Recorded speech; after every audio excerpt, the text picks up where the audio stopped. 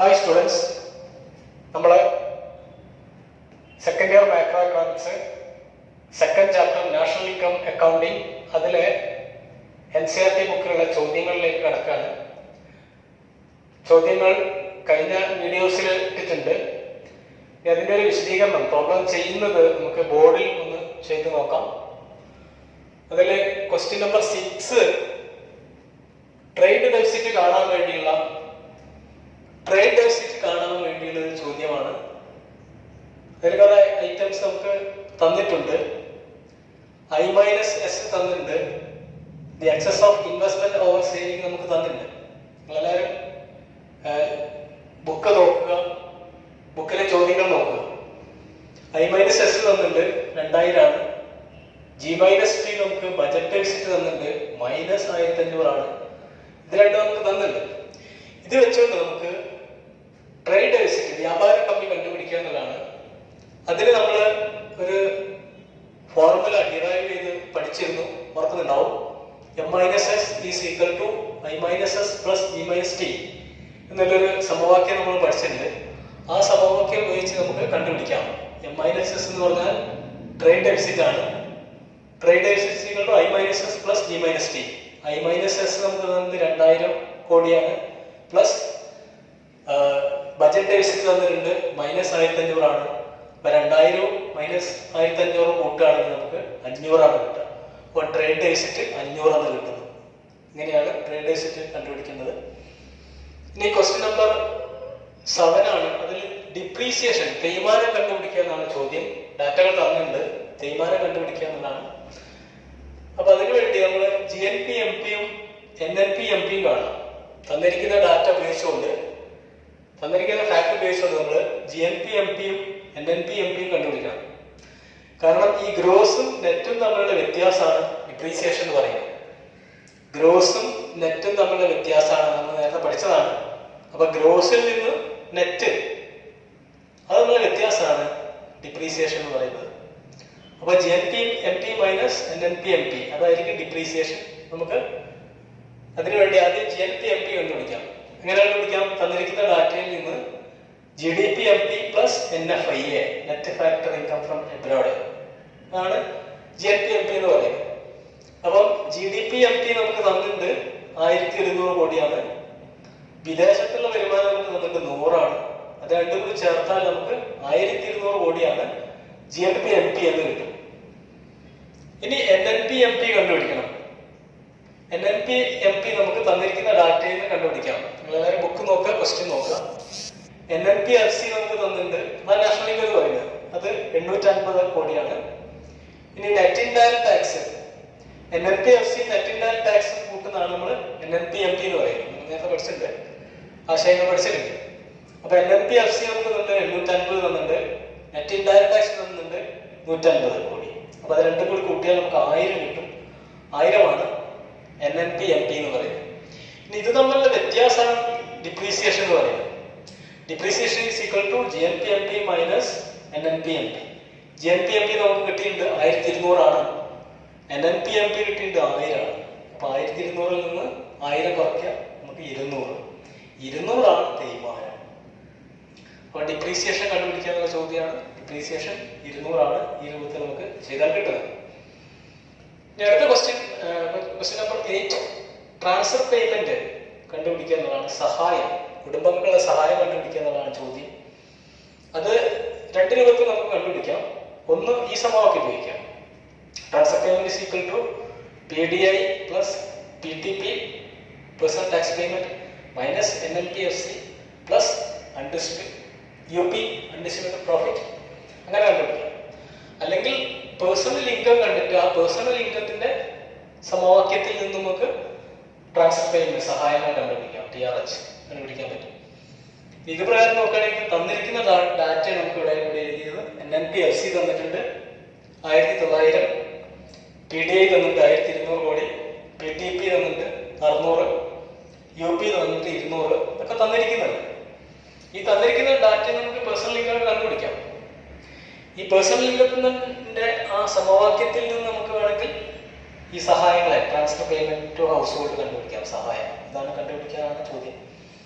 Transfer payment കണ്ടുപിടിക്കുക എന്നതാണ് ചോദ്യം. അപ്പൊ നമുക്ക് ഈ രൂപത്തിൽ ചെയ്യാം.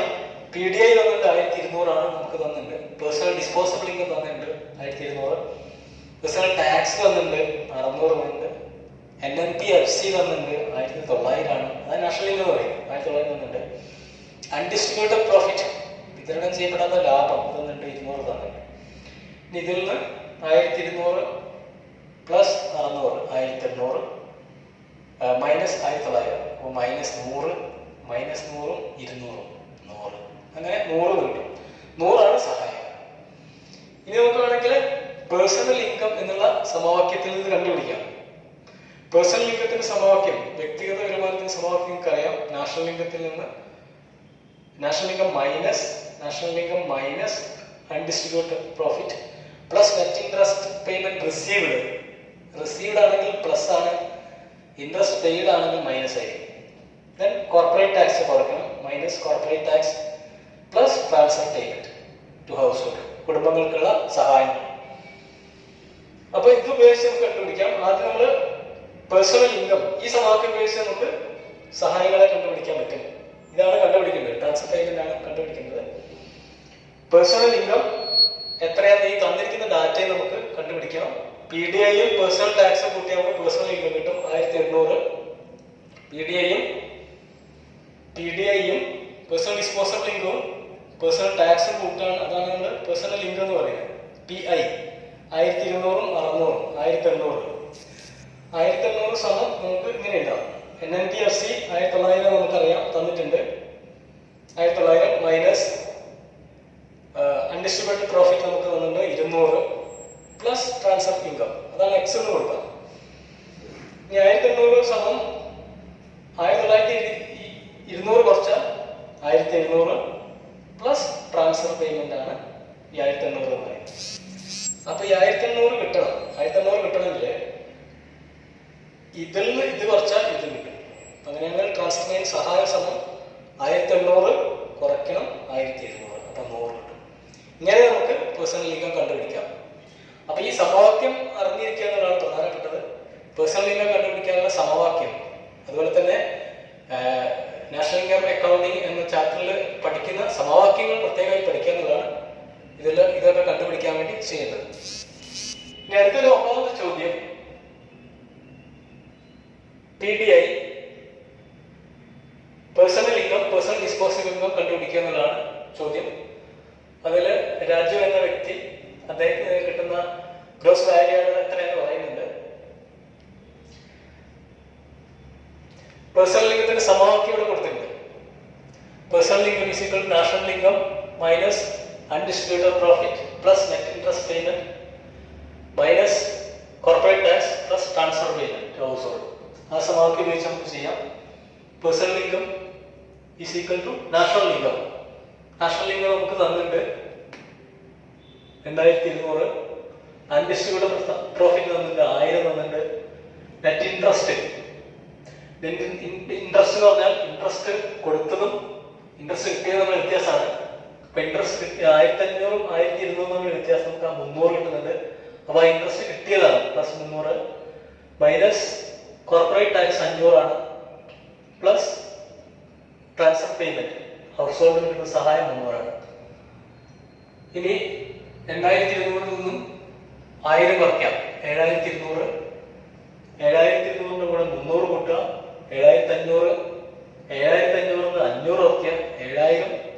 7000 കൂടെ 300 കൂട്ടുക, അപ്പൊ 7300 കിട്ടും. അപ്പൊ പേഴ്സണൽ ഇൻകം 7300 കിട്ടും. ഇനി അതിൽ നിന്ന് ടാക്സ് കുറച്ചാൽ നമുക്ക് PDI കിട്ടും. PDI is equal to personal income minus personal tax payment. Non tax payment തന്നിട്ടില്ല. അപ്പം 7300 നിന്ന് 500 കുറയ്ക്കുക 6800 PDI പേഴ്സണൽ ഡിസ്പോസബിൾ ഇൻകം. ഇനി അടുത്താണ് 10ാമത്തെ ക്വസ്റ്റ്യൻ. GDP-MP കണ്ടുപിടിക്കണം, NNP-MP കണ്ടുപിടിക്കണം, NNP-FC കണ്ടുപിടിക്കണം, പേഴ്സണൽ ഇൻകം കണ്ടുപിടിക്കണം, PDI കണ്ടുപിടിക്കണം, ഇതെല്ലാം കണ്ടുപിടിക്കണം. ഇതിൽ തന്നിരിക്കുന്ന രാജുവിന്റെ വരുമാനം, രാജു എന്ന ബാർബർ ഉത്പാദിപ്പിക്കുന്ന വരുമാനം 500 കിട്ടിയിട്ടുണ്ട്. GDP-MP 500. അപ്പം രാജുവിന്റെ കോൺട്രിബ്യൂഷൻ GDP-യിലേക്ക് 500. ഇനി അതിൽ നിന്ന് തേയ്മാനം കുറച്ചാൽ GDP-യിൽ നിന്ന് GDP യും GNP ഇവിടെ സെയിം ആണ്, വിദേശ വരുമാനം ഇല്ല. അപ്പൊ GNP ഇതിൽ നിന്ന് തേയ്മാനം കുറച്ചാൽ നമുക്ക് ഇത് കിട്ടും. അപ്പൊ 500-ൽ നിന്ന് തേയ്മാനം 50 കുറയ്ക്കുന്നു, 450 കിട്ടുന്നു. അതാണ് NNP-MP എന്ന് പറയുന്നത്. ഇനി അതിൽ നിന്ന് ടാക്സ് കുറച്ചാൽ, NNP-MP-ൽ നിന്ന് ടാക്സ് കുറച്ചാൽ നമുക്ക് NNP-FC കിട്ടും. അപ്പൊ 450-ൽ നിന്ന് ടാക്സ് 30 കുറയ്ക്കുന്നു, 420. ഇനി അതിൽ നിന്ന് പേഴ്സണൽ ഇൻകം കിട്ടാൻ, NNP-FC-യിൽ നിന്ന് പേഴ്സണൽ ഇൻകം കിട്ടാൻ വേണ്ടി എന്ത് ചെയ്യണം? ഇവിടെ തന്നിരിക്കുന്ന അൺഡിസ്ട്രിബ്യൂട്ടഡ് പ്രോഫിറ്റ് മാത്രമേ ഉള്ളൂ, ബാക്കി ഐറ്റംസ് ഒന്നും ഇല്ല. അപ്പൊ 420-ൽ നിന്ന് അൺഡിസ്ട്രിബ്യൂട്ടഡ് പ്രോഫിറ്റ് 220 കുറയ്ക്കുന്നു. അപ്പൊ 200 പേഴ്സണൽ ഇൻകം എന്ന് പറയുന്നത് രാജുവിന്റെ. ഇനി പേഴ്സണൽ ഡിസ്പോസബിൾ ഇൻകം എന്ന് പറയുന്നത് അതിൽ നിന്ന് ടാക്സ് 20 രൂപ ടാക്സ് കൊടുക്കുന്നുണ്ട്, പേഴ്സണൽ ടാക്സ് കൊടുക്കുന്നുണ്ട് രാജു. അപ്പൊ 200-ൽ നിന്ന് 20 കുറച്ചാൽ 150. അതാണ് PDA എന്ന് പറയുന്നത്. അപ്പൊ ഈ ഡാറ്റകളൊക്കെ നിങ്ങൾ ബുക്കിൽ നിന്ന് ശരിക്കും ആ ക്വസ്റ്റ്യൻ വായിക്കുക, അതിന് ശേഷം ഈ ഡാറ്റകൾ നോക്കി ചെയ്യേണ്ടതാണ്. ഇനി അടുത്ത ക്വസ്റ്റ്യൻ 11 GNP ഡിഫ്ലാറ്റർ കണ്ടുപിടിക്കാൻ വേണ്ടിയിട്ടാണ്. അതിന്റെ സമവാക്യം എനിക്കറിയാം. GDP at current prices divided by GDP at constant prices into 100 എന്നുള്ളതാണ് സമവാക്യം. നമുക്ക് GDP at current prices തന്നിട്ട് 3000 തന്നിട്ട്, GDP constant prices തന്നിട്ട് 2000 തന്നിട്ട്, 3000 2000 ആയിരിക്കുക, 100 കൊണ്ട് ഗുണിക്കുക. അപ്പൊ നമുക്ക് 120 കിട്ടും. 120 GNP ഡിഫ്ലാറ്റർ എന്ന് പറയുന്നത്. ഇതിന്റെ അർത്ഥം വില കൂടി എന്നുള്ളതാണ്. അപ്പൊ GNP 100 ആണെങ്കിൽ വില 100 ബേസ് ചെയ്താണ് നമ്മൾ പഠിച്ചു കഴിഞ്ഞിട്ട്. 100 കൂടുകയാണെങ്കിൽ വില കൂടി എന്നാണ്, 100 കുറയുകയാണെങ്കിൽ വില കുറഞ്ഞു എന്നാണ്. അപ്പൊ ഈ ഒരു എക്സാമ്പിൾ നമുക്ക് വില കുറഞ്ഞതായിട്ടാണ് കാണുന്നത്. ഇത്രയും പ്രോബ്ലംസ് ആണ്. നിങ്ങൾ ഓരോ ക്വസ്റ്റ്യൻസ് ബുക്ക് എടുത്ത് വെക്കുക. ബുക്ക് എടുത്ത് വെച്ചതിന് ശേഷം അവരുടെ ചോദ്യം വായിച്ചതിന് ശേഷം അത് പ്രോബ്ലം ചെയ്യേണ്ടതാണ്, അല്ലെങ്കിൽ അത് മനസ്സിലാവില്ല. അപ്പൊ അതുകൊണ്ട് ബുക്ക് എടുത്ത് വെക്കുക, അതിൽ ചോദ്യം നോക്കുക, അതിലെ ഡാറ്റകൾ വേറെ എടുത്ത് എഴുതുക, അതിന് ശേഷം പ്രോബ്ലം ചെയ്യുക. Okay, thank you.